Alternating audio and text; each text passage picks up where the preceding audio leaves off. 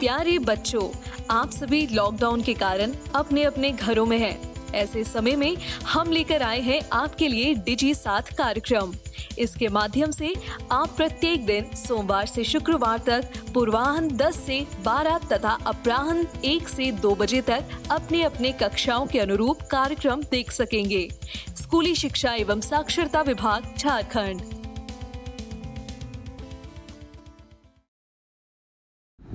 नमस्ते दोस्तों, झारखंड सरकार के डीजी साथ प्रोग्राम में आप सभी का स्वागत है। आज के इस वीडियो में हम दूरदर्शन के माध्यम से क्लास 10 और क्लास 12 की पढ़ाई करेंगे। तो चलिए देखते हैं कि हम आज क्या पढ़ेंगे।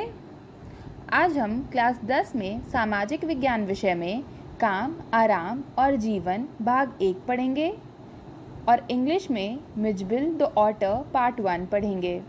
वहीं क्लास 12 में रसायन विज्ञान विषय में तत्वों के अलगाव का सामान्य सिद्धांत और प्रक्रियाएं भाग 2 पढ़ेंगे और जीव विज्ञान विषय में वंशगति तथा विविधता के सिद्धांत भाग 5 पढ़ेंगे। इन सभी वीडियो के साथ हम रोचक प्रश्नों को भी बनाएंगे और उनके जवाब भी देखेंगे। दोस्तों, आप सबसे उम्मीद है कि आपने अपनी कॉपी और पेन अपने साथ रखी होगी और आप सभी पाठ को पढ़ने के क्रम में ज़रूरी बातों को नोट भी करते जाएंगे। तो चलिए शुरू करते हैं आज का एपिसोड। नमस्कार दोस्तों, आज हम अध्याय 6 काम, आराम और जीवन के भाग 1 पे चर्चा करेंगे। दोस्तों, इस वीडियो में हम देखेंगे शहर की विशेषताएं और इंग्लैंड में औद्योगिकरण और आधुनिक शहर का उदय। तो चलिए दोस्तों, शुरुआत करते हैं हम शहर की विशेषताएं से। मित्रों, सबसे पहले मैं आपको यह बता दूं कि इस वीडियो में हम शहरीकरण को जन्म देने वाली कुछ प्रक्रियाओं को समझने का प्रयास करेंगे। यहाँ हम इस बात की पड़ताल करेंगे कि आधुनिक शहर कैसे विकसित हुए और शहर के भीतर क्या चलता था। तो चलिए दोस्तों, विशेषताओं पे जारी रखते हुए हम देखते हैं कि इस समय में शहरों की क्या विशेषता थी। दोस्तों, इस समय ऊर, निप्पुर और मोहनजोदाड़ो जैसी शुरुआती कस्बे और शहर नदी घाटियों के आसपास विकसित हुई। दोस्तों, प्राचीन शहर केवल तभी बच सकते थे जब बहुत सारे ऐसे लोगों के लिए भी वहां पे भोजन का प्रबंध किया जा सकता था जो खाद्य उत्पादन के अलावा अन्य काम में सम्मिलित होते थे। दोस्तों, राजनीतिक सत्ता, प्रशासकीय नेटवर्क, व्यापार और उद्योग, यहाँ तक कि धार्मिक संस्थानों और बौद्धिक गतिविधियां आमतौर से उस समय शहरों में ही हुआ करते थे। चलिए दोस्तों, अब हम आगे बढ़ते हैं। आगे बढ़ते हुए हम शहर की विशेषताओं पे चर्चा को जारी रखते हुए शहर की विशेषता देखते हैं। दोस्तों, दुनिया भर में आधुनिक शहर पिछले 200 वर्षों में ही ज्यादातर विकसित हुआ है। और अगर हम बात करें कि महानगर या मेट्रोपॉलिटन शहर किसे कहा जाता है, तो दोस्तों, किसी देश या राज्य का एक बड़ा घना आबादी वाला शहर जो कि अक्सर उस क्षेत्र का राजधानी होता है, वह महानगर के नाम से प्रसिद्ध होता है। चलिए दोस्तों, अब हम आगे बढ़ते हैं। आगे बढ़ते हुए हम इस वीडियो में आधुनिक विश्व में शहरीकरण के इतिहास को समझने का प्रयास करेंगे। दोस्तों, महानगरीय विकास के उदाहरण के तौर पे हम 2 आधुनिक शहरों लंदन और बंबई का आने वाले वीडियो में चर्चा करेंगे। दोस्तों, चलिए अब हम आगे बढ़ते हैं और आगे बढ़ते हुए अब हम चर्चा करेंगे कि इंग्लैंड में औद्योगिकरण और आधुनिक शहर का उदय कैसे हुआ। दोस्तों, आधुनिक काल में औद्योगिकरण ने शहरीकरण के स्वरूप पे गहरा असर डाला है। दोस्तों, या हम इस तरह भी कह सकते हैं कि आधुनिक युग में औद्योगिकरण के कारण शहरीकरण का रूप पूरी तरह से बदल गया है। दोस्तों, औद्योगिक क्रांति की शुरुआत से ही कई दशकों के बाद भी ज्यादातर पश्चिमी शहर मोटे तौर पे ग्रामीण किस्म के ही शहर हुआ करते थे। तो चलिए दोस्तों, अब हम आगे बढ़ते हैं। आगे बढ़ते हुए अब हम चर्चा करेंगे कि इंग्लैंड में औद्योगिकरण और आधुनिक शहर का उदय। दोस्तों, ब्रिटेन के शुरुआती औद्योगिक शहरों में जैसे लीड्स और मैनचेस्टर ने 18वीं शताब्दी के अंत में कपड़ा मिलों के प्रवासी मजदूरों की एक बड़ी संख्या को आकर्षित किया। दोस्तों, बात करें हम इनकी जनसंख्या की तो 1851 में मैनचेस्टर में रहने वाले 3/4 से भी ज्यादा लोग ग्रामीण इलाकों से आए प्रवासी मजदूर थे। दोस्तों, लंदन शहर प्रवासी आबादी के लिए एक शक्तिशाली चुंबक का काम करता था, क्योंकि 1810 और 1880 के बीच अर्थात 70 सालों में लंदन की आबादी 10 लाख से बढ़ के 40 लाख हो चुकी थी। अर्थात लंदन शहर बड़े अमाउंट में प्रवासियों को अपनी तरफ आकर्षित करता था। चलिए दोस्तों, अब हम आगे बढ़ते हैं। आगे बढ़ते हुए हम इंग्लैंड में औद्योगिकरण और आधुनिक शहर के उदय की चर्चा को जारी रखते हैं। दोस्तों, अब हम बात करते हैं प्रथम विश्व युद्ध अर्थात 1914 और 1918 के दौरान लंदन में मोटर कारों और बिजली के सामानों का निर्माण शुरू किया। दोस्तों, इससे पहले लंदन में जो प्रमुख उद्योग थे वो थे परिधान और जूता उद्योग, लकड़ी व फर्नीचर उद्योग, धातु व इंजीनियरिंग उद्योग, छपाई और स्टेशनरी उद्योग तथा शल्क चिकित्सा उपकरण व घड़ी जैसे सटीक माप वाले उत्पाद और कीमती धातुओं की चीज बनाने वाले उद्योग। पर दोस्तों, प्रथम विश्व युद्ध के बाद इन उद्योग अर्थात मोटर कारों और बिजली के सामान निर्माण उद्योग की संख्या अर्थात इनको बनाने वाली कारखानों की संख्या में वृद्धि हुई और हम कह सकते हैं कि शहर की 3/4 नौकरियां इन्हीं कारखानों में मिलती थी। चलिए दोस्तों, अब हम आगे बढ़ते हैं। आगे बढ़ते हुए हम अपनी चर्चा इंग्लैंड में औद्योगिकरण और आधुनिक शहर के उदय पे जारी रखते हैं। दोस्तों, अब हम बात करेंगे हाशिए के समूह का। दोस्तों, जैसे जैसे लंदन बढ़ते गया वैसे वैसे वहां पे अपराध भी बढ़ने लगे। कहते हैं कि 1870 के दशक में लंदन में कम से कम 20,000 अपराधी थे। अतः लंदन में अपराध एक चिंता का विषय बन गया था। दोस्तों, पुलिस कानून व्यवस्था के बारे में चिंतित थी, जबकि परोपकारी लोग सार्वजनिक नैतिकता को लेकर चिंतित थे। वहीं पे उद्योगपति परिश्रमी व अनुशासित मजदूर वर्ग चाहते थे। चलिए दोस्तों, अब हम आगे बढ़ते हैं। आगे बढ़ते हुए हम इंग्लैंड में औद्योगिकरण और आधुनिक शहर के उदय पे चर्चा को जारी रखते हुए अब हम इंग्लैंड में महिलाओं की स्थिति पे चर्चा करेंगे। दोस्तों, 18वीं सदी के अंत में अर्थात 18वीं सदी के आखिर और 19वीं सदी के शुरुआत की दशकों में फैक्ट्रियों में बहुत सारी औरतों भी काम करती थी। पर जैसे जैसे तकनीकी विकास हुआ तो वैसे वैसे कारखानों से औरतों की नौकरियां चलने जाने लगी अर्थात छीनी जाने लगी और वे घरेलू कामों में सिमट के रह गईं। दोस्तों, बड़ी संख्या में महिलाएं परिवार की आय को बढ़ाने के लिए अपने मकानों का इस्तेमाल करती थी, अर्थात या तो वो अपने मकान किसी को भाड़े पे देती थी या घर पे ही सिलाई बुनाई, कपड़े धोने या माचिस बनाने जैसे काम करके अपने परिवार की आय बढ़ाती थी। चलिए दोस्तों, अब हम आगे बढ़ते हैं। आगे बढ़ते हुए अब हम इंग्लैंड में औद्योगिकरण और आधुनिक शहर के उदय पे चर्चा को जारी रखते हुए उस समय बच्चों की स्थिति पे चर्चा करते हैं।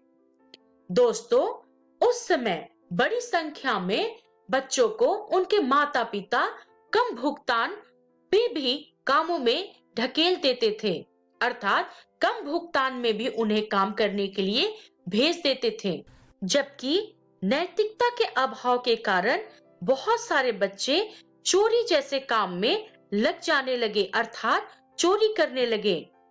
दोस्तों, 1870 का अनिवार्य शिक्षा अधिनियम और 1902 का कारखाना अधिनियम, ये दोनों अधिनियम बच्चों को औद्योगिक कार्यों में प्रवेश को बंद करने के लिए लागू किया गया था। चलिए दोस्तों, अब हम आगे बढ़ते हैं। आगे बढ़ते हुए अब हम इंग्लैंड में औद्योगिकरण और आधुनिक शहर के उदय को चर्चा को जारी रखते हुए अब हम उस समय की आवास की स्थिति पे चर्चा करेंगे। दोस्तों, औद्योगिकरण के बाद बड़ी संख्या में लोग लंदन की ओर पलायन करने लगे, जिसके कारण लंदन की आबादी बढ़ती गई और वहां पे रहने के लिए लोगों के लिए जगह कम पड़ने लगे। दोस्तों, अंत में वर्कर्स मास हाउसिंग स्कीम की योजना ब्रिटिश सरकार द्वारा बनाई गई ताकि लंदन के गरीबों को विद्रोही बनने से बचाया जा सके और उन्हें रहने के लिए मकान उपलब्ध कराए जा सके। चलिए दोस्तों, अब हम आगे बढ़ते हैं। आगे बढ़ते हुए हम इंग्लैंड में औद्योगिकरण और आधुनिक शहर के उदय पे चर्चा को जारी रखते हुए अब हम लंदन की सफाई पे चर्चा करेंगे। दोस्तों, लंदन को साफ सुथरा बनाने के लिए अनेक प्रयास किए गए, जैसे कि भीड़ भरी बस्तियों की भीड़ कम करी गई, स्थानों को हरा भरा बनाने की कोशिश की गई, आबादी कम करने और शहर को योजना अनुसार बसाने की बहुत सारे प्रयास शुरू कर दिए गए। दोस्तों, प्रथम विश्व युद्ध के बाद ब्रिटेन में किराया नियंत्रण कानून पेश किया गया था। इस कानून का मुख्य मकसद था मकानों की भारी किल्लत के असर को काबू करना। दोस्तों, आर्किटेक्ट और प्लानर एबनेस हावर्ड ने गार्डन सिटी के सिद्धांत को विकसित किया। दोस्तों, 1919 और 1939 के बीच में मजदूर वर्ग के लिए आवास का इंतजाम करने की जिम्मेदारी ब्रिटिश राज ने अपने ऊपर ले ली। चलिए दोस्तों, अब हम आगे बढ़ते हैं। आगे बढ़ते हुए हम अपनी चर्चा इंग्लैंड में औद्योगिकरण और आधुनिक शहर के उदय को जारी रखते हुए अब हम शहर में आवागमन पे चर्चा करेंगे।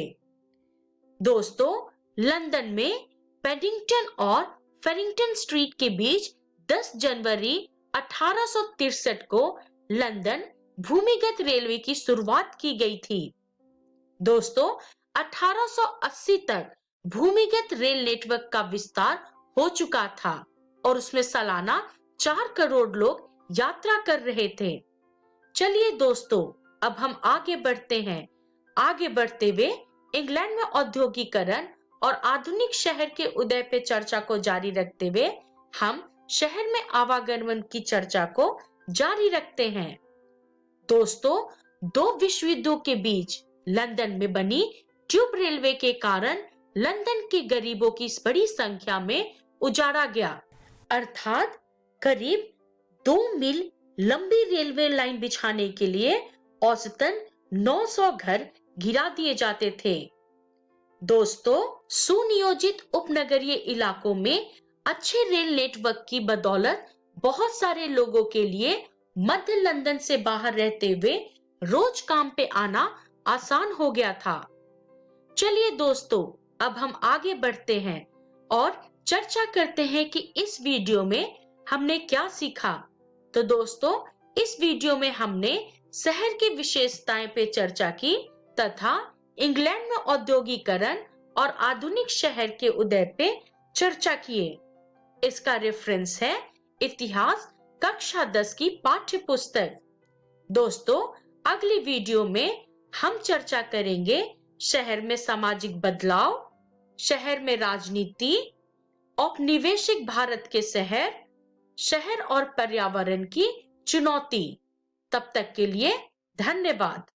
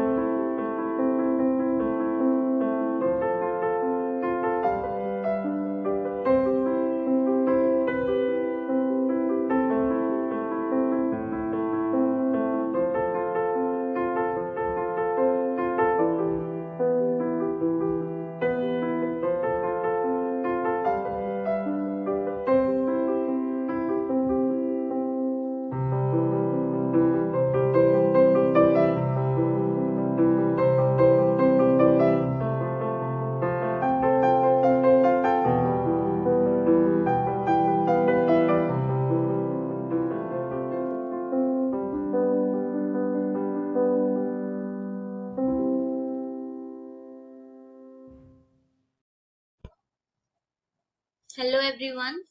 दोस्तों, आज हम हमारी 10th की इंग्लिश की बुक फर्स्ट फ्लाइट का चैप्टर 8 पढ़ेंगे।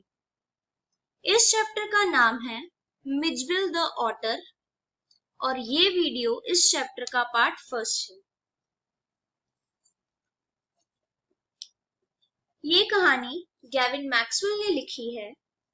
इस चैप्टर में ऑथर अपनी लाइफ की कहानी के बारे में बताते हैं। तो ऑथर जो हैं, उनका पेट डॉग जो उनके पास बहुत सालों से था, वो एक दिन मर जाता है। इस वजह से ऑथर बहुत ज्यादा दुखी हो जाते हैं और परेशान हो जाते हैं। तो इस कहानी में हम देखेंगे कि वो कितना अकेला महसूस करते हैं अपने डॉग के बिना और उसके बाद आगे क्या होता है, और साथ ही कुछ डिफिकल्ट वर्ड्स। तो चलिए दोस्तों, हम अपनी आज की वीडियो शुरू करते हैं। तो 1956 में न्यू ईयर के टाइम पर, नए साल के टाइम पर ऑथर इराक गए और उन्होंने अपने माइंड में, अपने दिमाग में एक बात क्लियर कर ली थी कि वो ऑटर को पालेंगे, मतलब ऊदबिलाव को पालेंगे। इस बार वो कोई डॉग को लेकर नहीं आएंगे और वो सोचते हैं कि अपने घर के पास में जो एक वाटर सोर्स है, वो वहां पर उस ऑटर को रखेंगे, क्योंकि जो ऑटर होता है वो पानी में रहता है। तो जब ऑथर ने अपने दोस्त से राय मांगी, उससे कहा कि I was thinking to get an otter instead of a dog. मैं सोच रहा हूं कि एक ऑटर ले आऊं इस बारी डॉग की जगह पर। तो जो उनका दोस्त है वो कहते हैं कि you can get one from Tigris marshes, those are very common there। तो उनका दोस्त भी कहता है कि हाँ, ऑटर पालना सही रहेगा, ऑटर तुम्हें टाइगर मार्शेस से मिल जाएगा। और वहां पर जो ऑटर है वो बहुत ज्यादा कॉमन है, बहुत आम है, मतलब इतने सारे हैं जैसे कि कोई मस्कीटो हो, मच्छर हो, और इन्हें ज्यादातर अरब्स के लोग पालते हैं। अब जब ऑथर और उनके दोस्त बसरा जा रहे थे अपना मेल कलेक्ट करने के लिए कंसुलेट जनरल के पास, तो खास बात क्या होती है?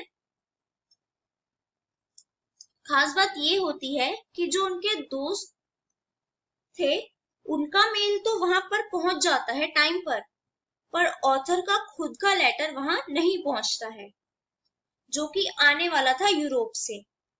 अब ऑथर ने इंग्लैंड में एक टेलीग्राम भेजा, पर 3 दिन रिप्लाई ना आने पर उन्होंने फोन करने की कोशिश की वहां पर। तो जो कॉल का टाइम होता है ना, वो 24 घंटे एडवांस मतलब पहले ही बुक कराना पड़ता है। मतलब अभी अगर आप बुक कराएंगे तो 24 घंटे बाद आप कॉल कर सकते हैं।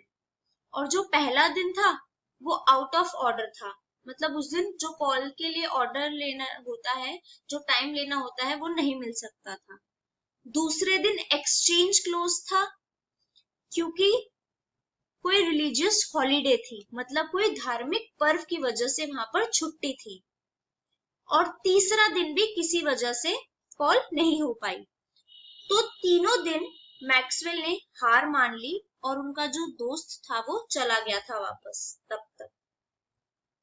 पर खास बात क्या होती है? खास बात ये होती है कि 5 दिन बाद फाइनली ऑथर का लेटर जो होता है वो अराइव हो जाता है, मतलब आ जाता है। ऑथर उस लेटर को पढ़ने के लिए अपने बेडरूम में जाते हैं, पर जब वो जा रहे होते हैं तो वो देखते हैं कि वहां पर 2 अरब पीपल, मतलब जो अरब के लोग थे, वो वहां पर फ्लोर पर, जमीन पर बैठे हुए थे। और उनके बगल में साइड में एक सैक पड़ा हुआ था। सैक मतलब कि बोरा रखा हुआ था। और खास बात तो ये है कि वो जो बोरा था वो इधर उधर लोट-पोट कर रहा था। और फिर जो आदमी बैठे हुए थे वो खड़े होते हैं और ऑथर को एक नोट देते हैं। तो वो जो नोट था वो उनके दोस्त की तरफ से था और उसमें लिखा हुआ था, हेयर इज योर ऑटर, यानी कि तुम्हारा ऑटर यहाँ पर है। मतलब उस बोरे के अंदर कोई और चीज नहीं बल्कि एक ऑटर था। Difficult words crossed my mind, came into my mind, मतलब मेरे दिमाग में आना। A stone's throw, a very short distance, मतलब ही बहुत कम दूरी पर। Cabled, sent a message by telegraph, मतलब टेलीग्राफ से मैसेज भिजवाना। तो दोस्तों, आज की वीडियो में हमने देखा कि ऑथर को कितना बुरा लगता है और कितना अकेलापन महसूस करते हैं वो अपने डॉग के मर जाने पर। और फिर वो डिसाइड करते हैं कि इस बार वो डॉग नहीं बल्कि ऑटर मतलब ऊदबिलाव को अपना पेट बनाएंगे। साथ ही हमने देखा कि कैसे वो अपने मेल के लिए परेशान होते हैं और फिर 5 दिन बाद उनको उनका मेल मिल जाता है। फिर उनको उनके दोस्त का नोट मिलता है और एक सैक मिलता है, मतलब एक बोरा मिलता है जिसमें ऑटर होता है। दोस्तों, आप भी अपने घर जाकर अपनी इंग्लिश की बुक फर्स्ट फ्लाइट के इस चैप्टर मिजबिल द ऑटर को जरूर पढ़ें, ताकि आपको सब अच्छे से समझ आ जाए।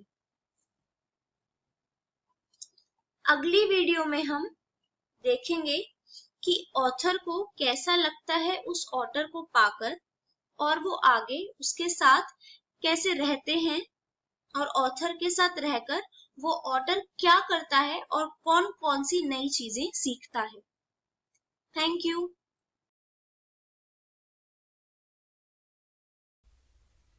नमस्कार दोस्तों, आज हम तत्वों के निष्कर्षण के सिद्धांत एवं प्रक्रम का दूसरा भाग शुरू करने जा रहे हैं।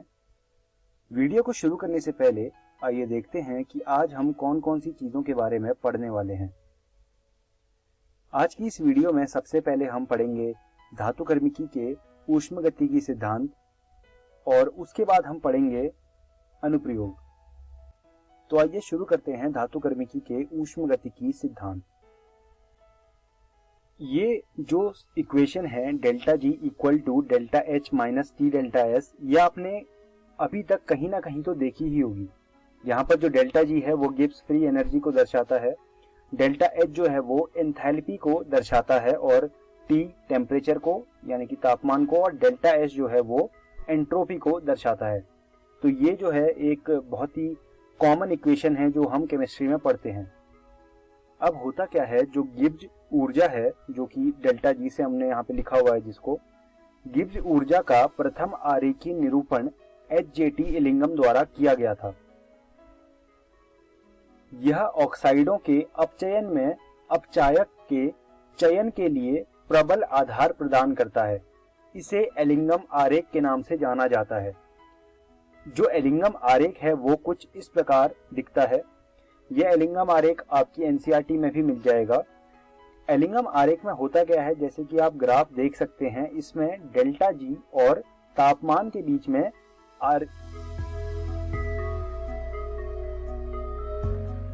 आरेख बनाया गया है और इसमें आप देख सकते हैं कि हर रिएक्शन के लिए अलग अलग आरेख है। अब क्या होता है, अगर हमें कोई रिएक्शन करवानी है तो हम इलिंगम डायग्राम देखकर ये डिसाइड कर सकते हैं कि हमें उसके लिए कौन सा अपचायक चाहिए होगा। तो ये होता है इलिंगम आरेख और इसे आप अपनी कॉपी में बना लीजिए और हम आगे बढ़ते हैं और अब बात करते हैं कुछ अनुप्रयोगों की। अब मैं आपके सामने कुछ अनुप्रयोग की लिस्ट रखूंगा और उस लिस्ट में जितने भी अनुप्रयोग होंगे हम उनको एक एक करके पढ़ने वाले हैं। पहला जो अनुप्रयोग है वो है आयरन का इसके ऑक्साइड से निष्कर्षण। दूसरा जो अनुप्रयोग है वो है क्यूप्रस ऑक्साइड यानी कि कॉपर 1 ऑक्साइड से तांबे का निष्कर्षण। और जो तीसरा अनुप्रयोग है वो है जिंक ऑक्साइड से जिंक का निष्कर्षण। हम इन तीनों अनुप्रयोगों को एक एक करके पढ़ने वाले हैं। तो आइए शुरू करते हैं पहले अनुप्रयोग से। आइए अब बात करते हैं आयरन का इसके ऑक्साइड से निष्कर्षण की।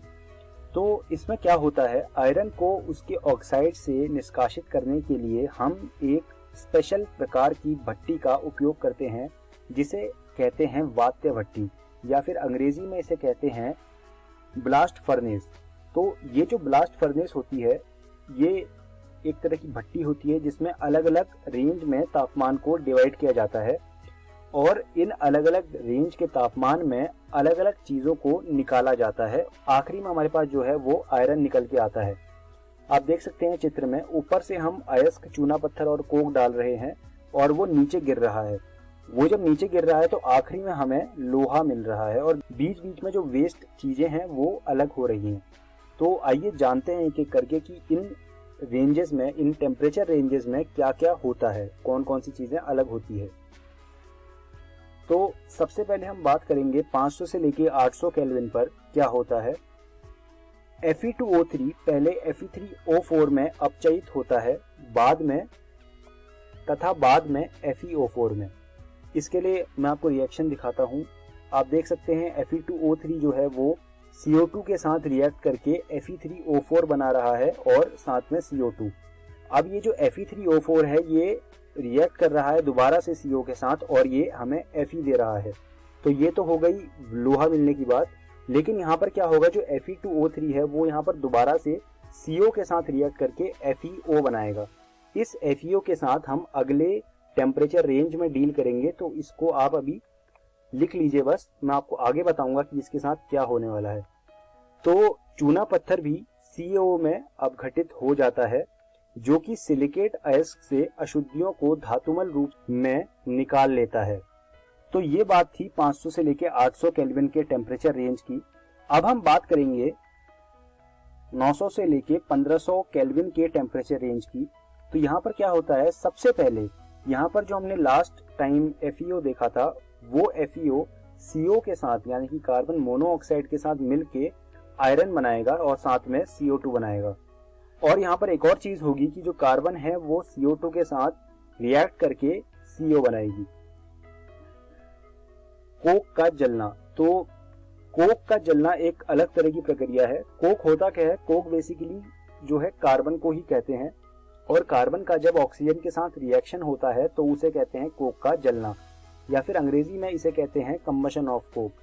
तो CaO का यहाँ पर रिएक्शन होता है SiO2 के साथ और वो धातुमल बनाता है CaSiO4। तो ये रिएक्शन भी इम्पोर्टेंट है, एग्जाम में पूछी जाती है।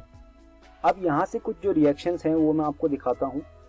जो FeO है वो Fe और हाफ O2 में टूट गया, या फिर ये कह सकते हैं कि जो FeO है वो रिड्यूस हो गया क्योंकि ऑक्सीजन वहां से निकल गया। तो इसके लिए एक डेल्टा GR होगा, और जो कार्बन है उसने ऑक्सीजन के साथ रिएक्शन देके CO यानी कि कार्बन मोनोऑक्साइड बनाया, तो इसके लिए भी एक डेल्टा G होगा। तो अब अगर हमें डेल्टा G ऑफ रिएक्शन निकालना है तो उसके लिए हम क्या करेंगे, हम दोनों के डेल्टा G को ऐड कर देंगे। तो ये हमारा ओवरऑल डेल्टा G हो जाएगा पूरे रिएक्शन का। तो ये जो है हमारा ओवरऑल रिएक्शन का डेल्टा G देगा। अब हमें कुछ डेफिनेशंस के बारे में बात करना है। अभी तक हमने देख लिया कि कैसे लोहा निकलता है, लेकिन लोहे कुछ प्रकार के निकलते हैं, तो वही जानते हैं कि वो कौन कौन से प्रकार के लोहे होते हैं। जो वात्य भट्टी होती है, वात्य भट्टी से प्राप्त लोहे में लगभग 4% कार्बन तथा अन्य अशुद्धियां सूक्ष्म मात्रा में उपस्थित रहती हैं। यह कच्चे लोहे के नाम से जाना जाता है। तो ये कच्चा लोहा होता है और ये हमारे वात्य भट्टी में निकलता है। अब बात करते हैं ढलवा लोहे की। ढलवा लोहा कच्चे लोहे से भिन्न होता है तथा इसे कच्चे लोहे, रद्दी लोहे एवं कोक को एक साथ गर्म हवा के झोंकों द्वारा पिघलाकर बनाया जाता है। तो ये हमने जाना कच्चे लोहे और ढलवे लोहे के बारे में।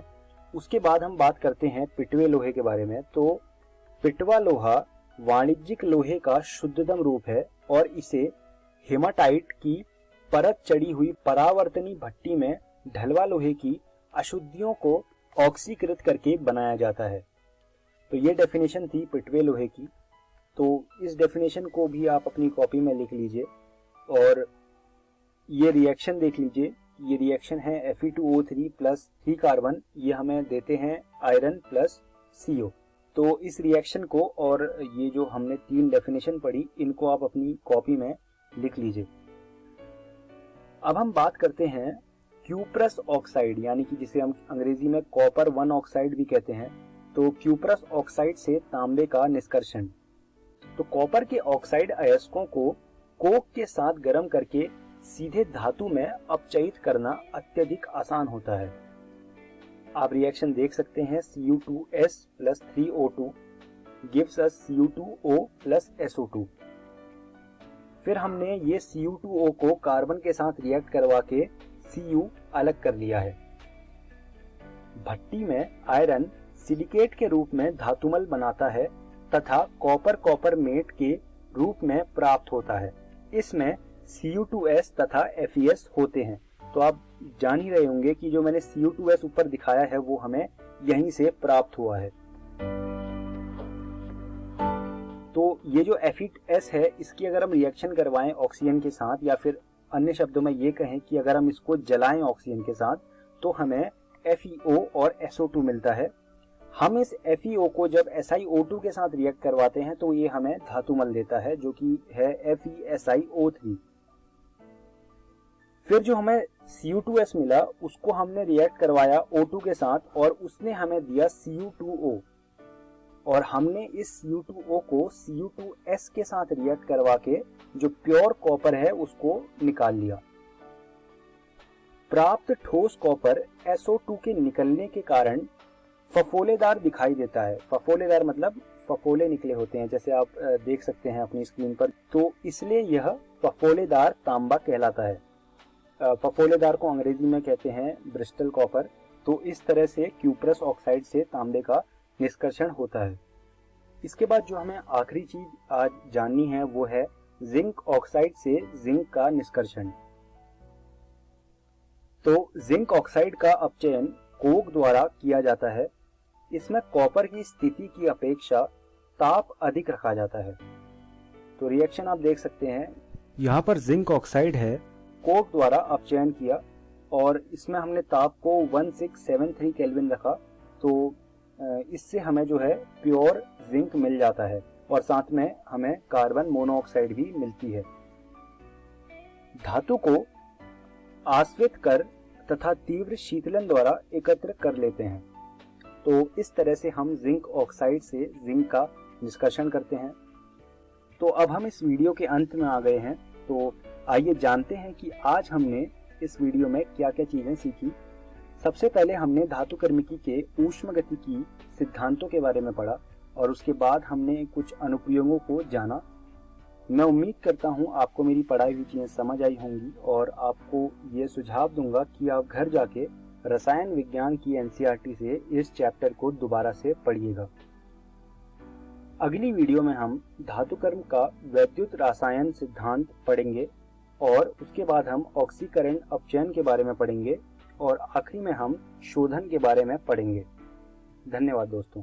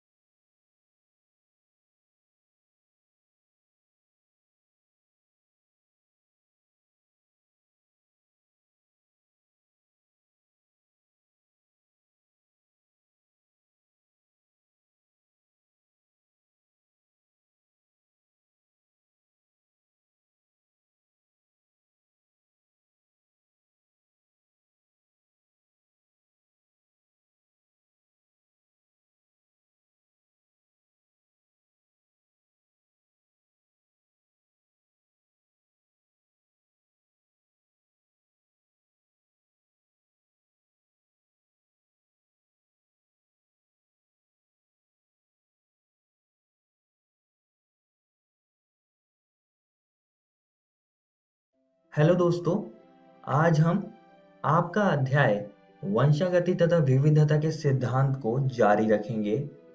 पिछली वीडियो में हमने वंशागति का क्रोमोसोम सिद्धांत, सहलग्नता, पुनर्योजन, बहुजीनी वंशागति तथा बहुप्रभाविता पर चर्चा की थी। इस वीडियो में हम लिंग निर्धारण और उत्परिवर्तन को समझेंगे। तो चलिए लिंग निर्धारण से शुरू करते हैं। अब लिंग निर्धारण क्या होता है? लिंग निर्धारण किसी जीव में लैंगिक विशेषताओं के विकास को निर्धारित करना है। अब दोस्तों, कुछ जीव जैसे कि ये कछुआ लिंग निर्धारण के लिए पूरी तरह से पर्यावरणीय कारकों पर निर्भर करता है, जैसे कि तापमान पर, और कुछ में तो जैसे कि मनुष्यों में क्रोमोसोम यानी कि गुणसूत्रों के आधार पर लिंग निर्धारण होता है। तो अब हम गुणसूत्रों के आधार पर लिंग निर्धारण को समझेंगे। इस प्रकार को कहीं ना कहीं हैंकिंग ने 1891 में खोजा था, जब वे कुछ कीटों जैसे कि जुगनू पर काम कर रहे थे। अगर आप जुगनू को अच्छे से देखना चाहते हैं तो आप यहाँ देख सकते हैं, ये कुछ ऐसे दिखते हैं। उन्होंने शुक्र जनन की प्रक्रिया के दौरान एक विशिष्ट संरचना देखी और देखा कि 50% शुक्राणु में ये संरचना थी। इसको उन्होंने नाम दिया एक्स काय। बाद में दूसरे वैज्ञानिकों के कार्यों से पता चला कि ये एक्स काय वास्तव में एक क्रोमोसोम है, इसलिए इसका नाम एक्स क्रोमोसोम रख दिया गया था। फिर बाद में वाई क्रोमोसोम की भी खोज हुई थी, जिसे कि स्टीवंस ने 1902 में खोजा था। विल्सन और स्टीवंस द्वारा एक्स और वाई क्रोमोसोम को लिंग क्रोमोसोम का नाम दिया गया है। अब दोस्तों, गुणसूत्रों के आधार पर लिंग निर्धारण के कुछ प्रकार हैं, जिसमें कि जो सबसे पहला प्रकार है उसे हम कहते हैं नर हेट्रोगैमेटी, और दूसरे प्रकार को हम कहते हैं मादा हेट्रोगैमेटी। अब हम इनको एक एक करके समझेंगे। सबसे पहले हम नर हेट्रोगैमेटी को समझेंगे। इसमें नर दो विभिन्न प्रकार के युग्मकों का उत्पादन करता है, जिसके आधार पर लिंग निर्धारण होता है। इसको थोड़ा और अच्छे समझने के लिए हम एक उदाहरण लेंगे, जिसमें हम समझेंगे XO टाइप, जो कि टिड्डे में होता है। यहाँ पर मैंने नर को दिखाया हुआ है, नर टिड्डे को, जिसको मैंने दिखाया है बड़े ए प्लस XO। यहाँ पर जो बड़ा ए बड़ा है, ये ऑटोसोम को दर्शा रहा है, जो कि लिंग क्रोमोसोम नहीं होते हैं, और इनके बारे में हम आगे इस वीडियो में पढ़ेंगे। और यहाँ पर एक्स क्रोमोसोम है, जो एक्स से मैंने दिखाया हुआ है जिसको, वो लिंग क्रोमोसोम है। और जो ओ है यहाँ पर, इधर वो कोई क्रोमोसोम नहीं दिखा रहा है, क्योंकि मादा में एक क्रोमोसोम ज्यादा होता है नर से, तो नर में एक कम होता है, उसको हम ओ से दिखा रहे हैं यहाँ पर। और यहाँ पर मैं मादा टिड्डे को दिखा देता हूँ, जो कि दिखाया है मैंने बड़े ए प्लस बड़ा एक्स। तो अब हम इसमें क्रॉस करवाएंगे, पर उससे पहले हम जान लेते हैं कि ये कौन कौन से युग्मक को उत्पन्न करेंगे। अब नर हेट्रोगैमेटी है, तो यहाँ पर जो नर है वो दो प्रकार के गैमेट को उत्पन्न करेगा, यानी कि युग्मकों को। तो जो पहला है वो है A प्लस एक्स, और जो दूसरा है वो है A प्लस O। और मादा यहाँ पर एक ही प्रकार का गैमेट यानी कि युग्मक को उत्पन्न करेगी, जो कि है A प्लस एक्स। तो अब हम इसका क्रॉस करवाएंगे, तो यहाँ पे मैं पनेट वर्ग बना देता हूँ। यहाँ पर मैं नर युग्मकों को लिख देता हूँ, और यहाँ पर मैं मादा युग्मकों को लिख देता हूँ। अब इनका क्रॉस करवा देते हैं। इसका क्रॉस कराने पर हमको मिलेगा A प्लस XX। इसका क्रॉस कराने पर हमको मिलेगा A प्लस XO। इसका क्रॉस कराने पर हमको मिलेगा AA प्लस XX, और इसका क्रॉस कराने पर हमको मिलेगा AA प्लस XO। तो अगर आप यहाँ पर परिणाम को देखें, तो जो संतति नर से X क्रोमोसोम को लेगी, वो मादा टिड्डे में बदलेगी, जिसकी यहाँ पर 50% संभावना है। और जो संतति O को लेगी नर से, यानी कि जो क्रोमोसोम नहीं ले पाएंगी, वो नर में बदल जाएंगी, जिसकी यहाँ पर भी 50% संभावना है। तो हम कह सकते हैं यहाँ पर नर है, वो संतति का लिंग निर्धारण कर रहा है, इसीलिए हम इसे नर हेट्रोगैमेटी कहते हैं। आइए अब मानव में लिंग निर्धारण को समझते हैं, जो कि होता है XY टाइप का। अब दोस्तों, आपको पता ही होगा कि मानव में 46 क्रोमोसोम्स होते हैं, यानी कि 23 जोड़े। इनमें से जो 22 जोड़े होते हैं, उनको हम ऑटोसोम कहते हैं, और जो 23वां जोड़ा होता है उसको हम लिंग क्रोमोसोम कहते हैं। तो ये चीज आप सभी को याद रखनी है। तो नर के पास XY क्रोमोसोम होता है, और मादा के पास XX क्रोमोसोम्स होते हैं। अब दोस्तों, हम इनका भी क्रॉस करवाएंगे, तो मैं यहाँ पर लिख देता हूँ इन क्रोमोसोम्स को, और इनके अब हम युग्मकों को देखेंगे। तो जो नर है वो X और Y वाला युग्मक बनाएगा, और जो मादा है वो एक ही प्रकार का युग्मक बनाएगी, जो कि है X का। अब हम इसका क्रॉस करवाएंगे, तो यहाँ पर मैं नर युग्मकों को लिख देता हूँ, और यहाँ पर मैं मादा युग्मकों को लिख देता हूँ। चलिए अब इसका क्रॉस करवा देते हैं। इसका क्रॉस कराने पर हमको मिलेगा XX। इसका क्रॉस कराने पर हमको मिलेगा XY। इसका क्रॉस कराने पर हमको मिलेगा XX, और इसका क्रॉस कराने पर हमको मिलेगा XY। तो अगर हम इसका परिणाम देखें तो यहाँ पर 50% संभावना है कि संतति मादा होगी और 50% संभावना है कि संतति नर होगी। तो इससे हम यह कह सकते हैं कि अगर अंडाणु X क्रोमोसोम वाले शुक्राणु से संकलित होता है तो वो मादा संतति बनाएगा, और अगर अंडाणु Y क्रोमोसोम वाले शुक्राणु से निषेचित होता है तो वह नर संतति बनाएगा। तो यहाँ पर भी लिंग निर्धारण नर कर रहा है। तो ये भी नर हेट्रोगैमेटी का एक प्रकार है। आइए दोस्तों अब आगे बढ़ते हैं और मादा हेट्रोगैमेटी को समझते हैं। इसमें मादा दो अलग अलग प्रकार के युग्मकों का उत्पादन करती है। इसको भी हम एक उदाहरण से समझेंगे जिसमें कि हम ZW टाइप का क्रॉस करवाएंगे।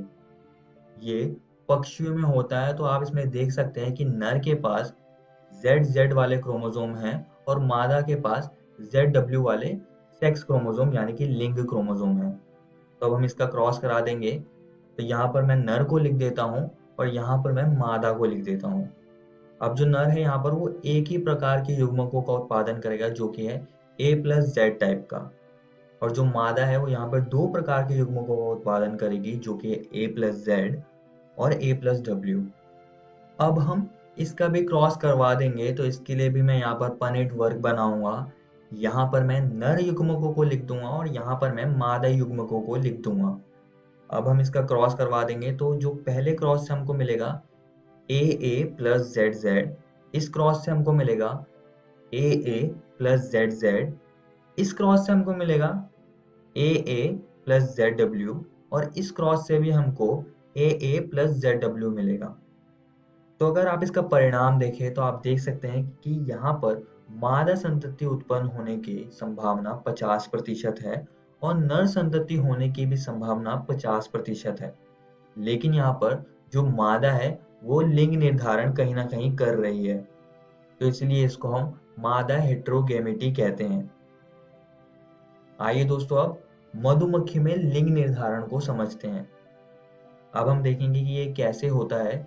मधुमक्खी में लिंग निर्धारण उस मधुप द्वारा प्राप्त क्रोमोसोम यानी कि गुणसूत्र समुच्चय की संख्या पर निर्भर करता है। अब ये जो रानी तथा श्रमिक मधुमक्खी है ये मादा मधुमक्खी होती है और इसके पास 32 क्रोमोसोम्स होते हैं, जिसका मतलब है कि ये निषेचित अंड से पैदा होते हैं। और दूसरी ओर नर ड्रोन यानी कि नर मधुमक्खी, इसके पास 16 क्रोमोसोम होते हैं यानी कि आधे क्रोमोसोम्स। तो हम कह सकते हैं कि ये अनिषेचित अंड से पैदा होते हैं। यहाँ पर बस आपको इतना ही याद रखना है। आइए अब आगे बढ़ते हैं और उत्परिवर्तन यानी कि म्यूटेशन को समझते हैं। अब दोस्तों आपने ये फिल्म तो देखी ही होगी। इसमें क्या होता है कि हीरो के पास कुछ शक्तियां आ जाती हैं उत्परिवर्तन की मदद से, लेकिन उत्परिवर्तन इतना अच्छा नहीं होता है। इसके कई सारे खतरनाक परिणाम भी हो सकते हैं जिसमें कि मृत्यु भी हो सकती है। तो आइए अब जान लेते हैं कि उत्परिवर्तन आखिरकार होता क्या है। उत्परिवर्तन वह क्रिया है जो डीएनए अनुक्रम में बदलाव ला देती है। इसके परिणाम स्वरूप जीव के जीनोटाइप और फिनोटाइप में परिवर्तन आ जाता है। अब दोस्तों डीएनए में बेस पेयर्स होते हैं और इनके बारे में हम आगे आने वाली वीडियोस में विस्तार से पढ़ेंगे। अभी आप बस इतना याद रखिए कि ए बेस टी से जुड़ता है और जी बेस सी बेस से जुड़ता है, और अगर इनका पैटर्न चेंज हो जाए तब उत्परिवर्तन हो जाता है। अब हम उत्परिवर्तन होने के कुछ कारणों को समझेंगे, जैसे कि ये डीएनए रेप्लिकेशन के दौरान हो सकता है और ये कुछ रसायनों की मदद से भी हो सकता है और ये विकिरणों से भी हो सकता है। अब ये सारी चीजें उत्परिवर्तन कर रही हैं, तो इन चीजों को हम कहते हैं उत्परिवर्तजन यानी कि म्यूटाजन। अब ये काम कैसे करते हैं तो आइए उसको अब जान लेते हैं। तो जो हमारा डीएनए होता है उसमें अगर कुछ बदलाव ला दिए गए तो उससे उत्परिवर्तन हो जाता है, लेकिन इस डीएनए से बनने वाला प्रोटीन भी उत्परिवर्तित होगा, जिसकी वजह से अलग ही फिनोटाइप बन जाएगा किसी व्यक्ति का, जो कि अच्छा नहीं होगा।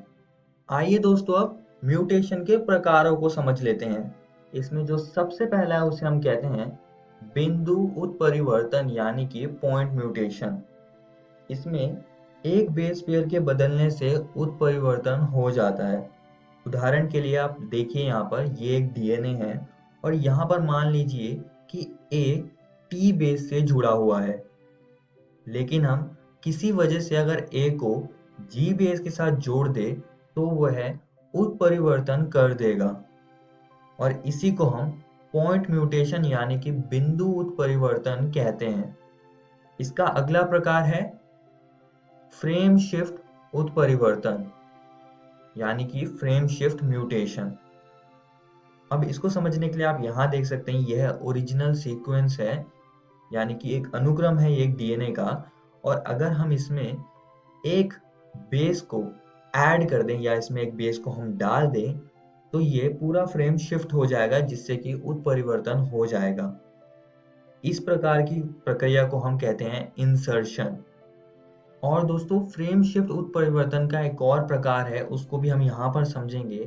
तो देखिए, ये एक ओरिजिनल अनुक्रम है और अगर हम इसमें से एक बेस को डिलीट यानी कि उसको हम निकाल देते हैं तो भी फ्रेम शिफ्ट हो जाएगा और म्यूटेशन यानी कि उत्परिवर्तन हो जाएगा।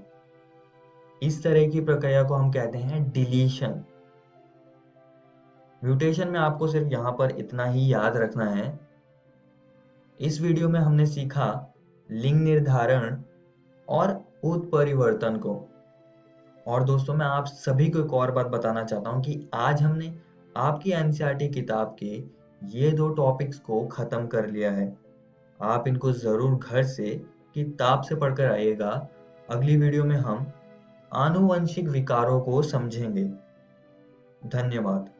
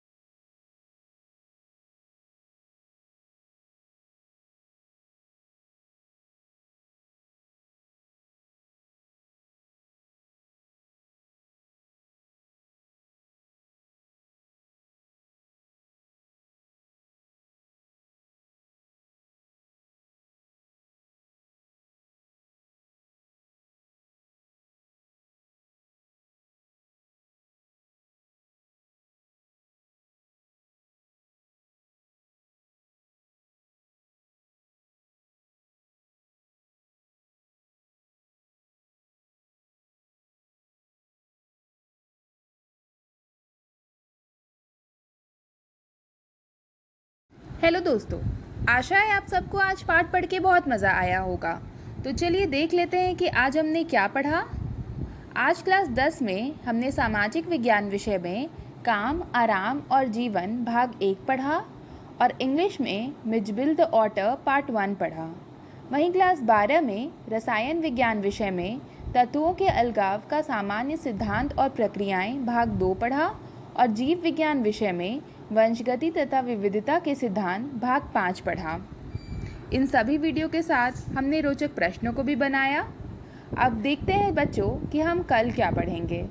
कल हम क्लास 10 में गणित विषय में द्विघात समीकरण भाग 3 पढ़ेंगे और हिंदी में अपठित गद्यांश भाग 3 पढ़ेंगे। वहीं क्लास 12 में गणित विषय में सारणिक भाग 2 पढ़ेंगे और भौतिक विज्ञान विषय में किरण प्रकाशिकी एवं प्रकाशक यंत्र भाग 1 और 2 पढ़ेंगे। एक ज़रूरी सूचना, आज का प्रसारित एपिसोड का पुनः प्रसारण YouTube पर भी किया जाएगा। आप DG7 इकोवेशन YouTube पर सर्च करके इस तक पहुंच सकते हैं। धन्यवाद।